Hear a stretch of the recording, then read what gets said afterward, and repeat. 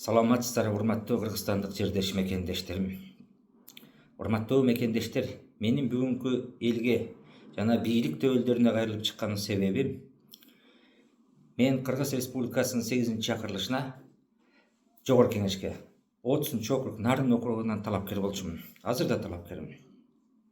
Урматтуу мекендештер, ушул шайлоодогу жыйынтыктар боюнча өзүмдүн пикиримди жаран катары, талапкер катары кайрылайын деп чыктым.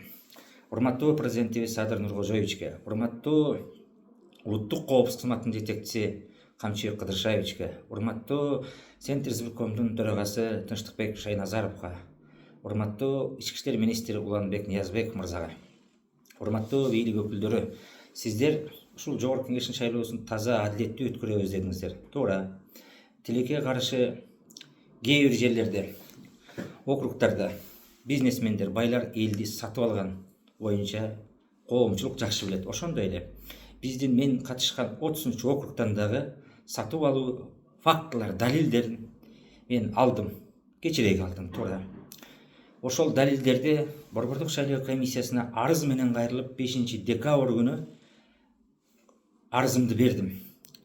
Эми Кудайым буйрса, улуттук коопсуздук кызматына, Ички иштер министрине колумда так маалыматтарды бүгүн берейин десем иштебейт экен.